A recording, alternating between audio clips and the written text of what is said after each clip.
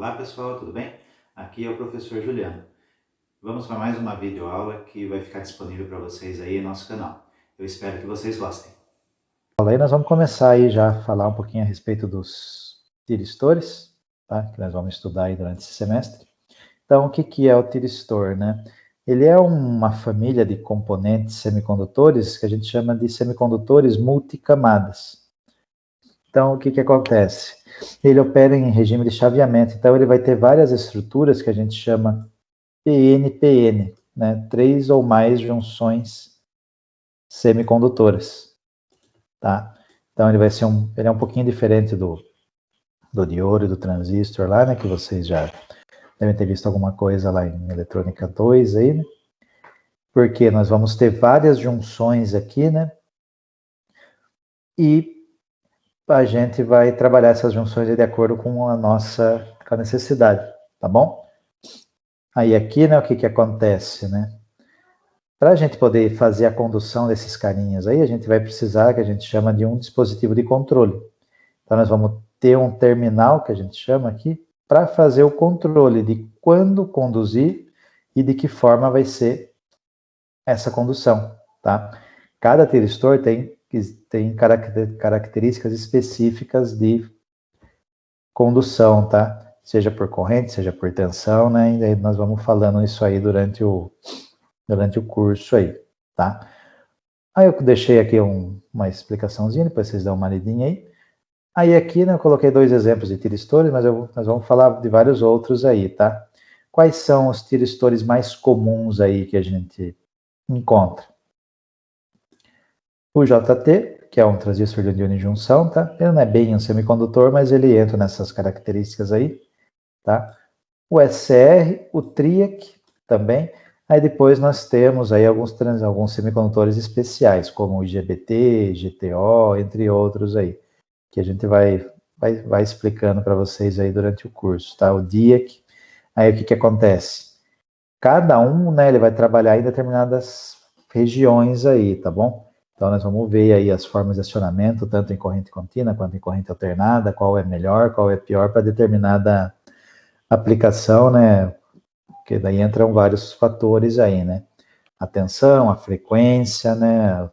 Valores de pico, esse tipo de coisa. E ele entra muito aqui nessa parte para poder definir qual é o melhor tiristor para cada aplicação, tá bom? Como que vai funcionar esses nossos tiristores, tá?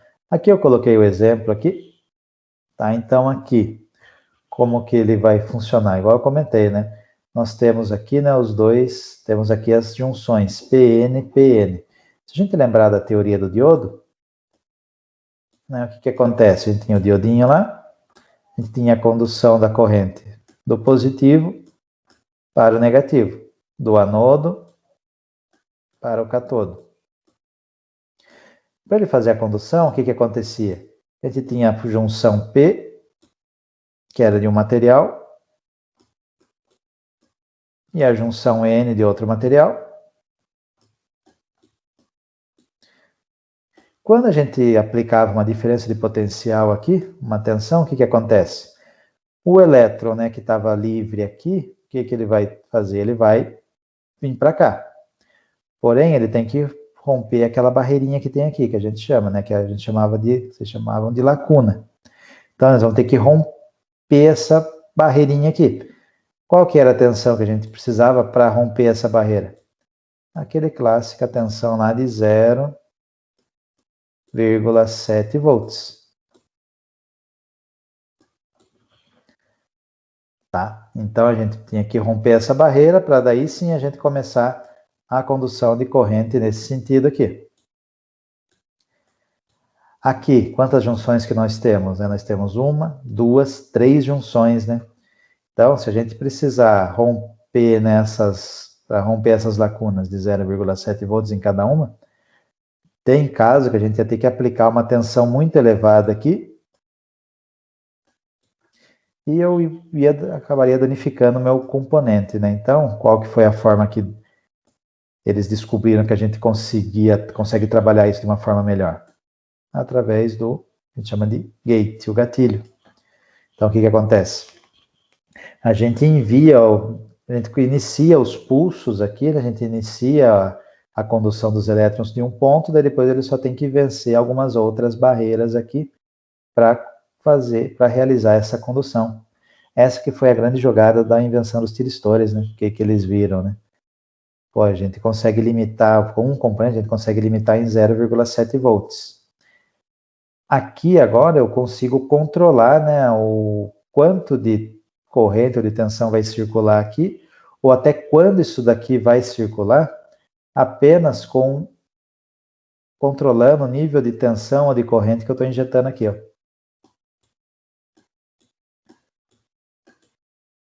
Tá, então essa foi a grande jogada que eles descobriram aí. Aí eles viram que a gente consegue trabalhar com potência elevada aqui nesses sistemas aqui, tá? Aí durante os circuitos aí que eu vou passando durante a aula, nós vamos entendendo a utilização de cada um dos componentes aí, de cada um desses tiristores aqui, tá? Tem vários, tá? Tem DIAC. Aí cada um tem a sua função, tá bom?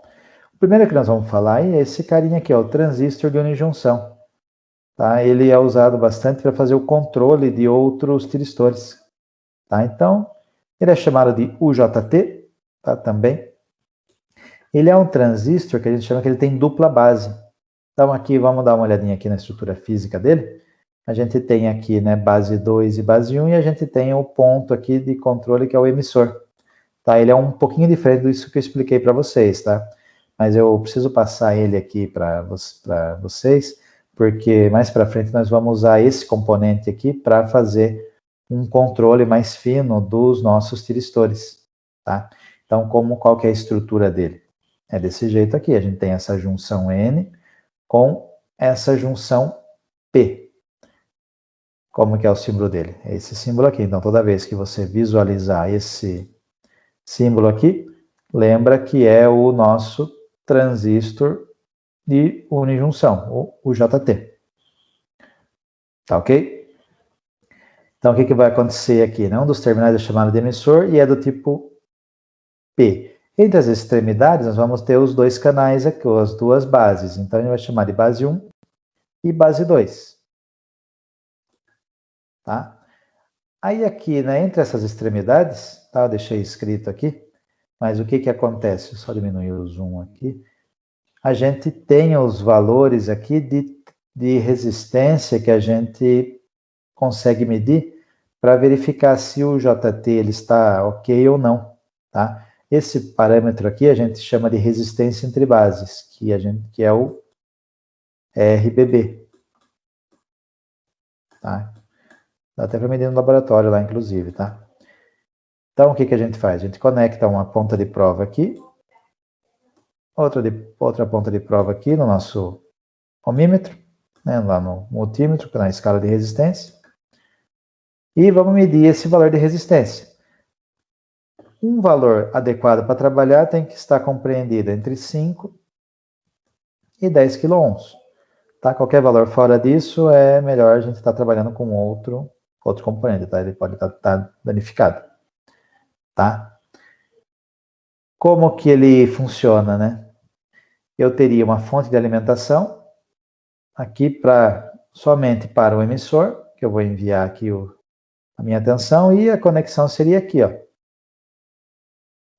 A analogia com a resistência, como é que seria esse nosso circuito equivalente?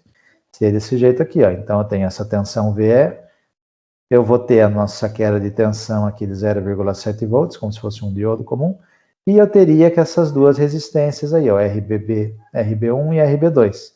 Qual que é o valor que eu vou medir aqui entre esses dois pontos aqui? O valor de aproximadamente 10K. Tá certo, pessoal? Bom, pessoal, essa foi a nossa videoaula. E se liguem aí em nosso canal, que nós teremos vários outros vídeos aí que serão disponibilizados para vocês. Até a próxima!